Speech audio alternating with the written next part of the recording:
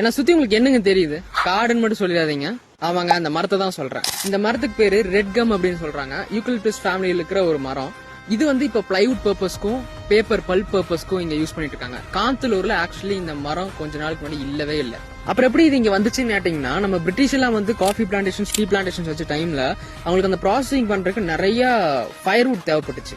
So அவங்க நெருப்பு எரிக்கிறதுக்காக வுட்டுக்கு என்ன பண்ணலாம் அப்படின்னு பார்க்கும்போது தான் இந்த மரத்தை இங்க பிளான்டேஷன் பண்ண ஆரம்பிச்சாங்க, அவங்களோட ஃபயர்வுட் பர்பஸ்க்கு மட்டும். ஆனா இதோட ஆரிஜின் பாத்தீங்கன்னா ஆஸ்திரேலியா. ஆனா இது நாள் போக போக என்ன ஆயிடுச்சுன்னா, இதோட கமர்ஷியல் பர்பஸ் ஃபர்ஸ்ட் இந்த வுட் பல்ப்புக்காக யூஸ் பண்ணாங்க, பேப்பருக்காக. அடுத்து பிளைவுட் அப்படின்னு வரும்போது இதோட கமர்ஷியல் வேல்யூ இன்க்ரீஸ் ஆக இங்க இருந்த மத்த கல்டிவேஷன் அழிச்சிட்டு டோட்டலா இவங்க இதே மரத்தை கல்டிவேட் பண்ண ஆரம்பிச்சிட்டாங்க. அது மட்டும் இல்லாம இந்த மரம் நிறைய நியூட்ரியன்ஸ் உறிஞ்சும்னு சொல்றாங்க.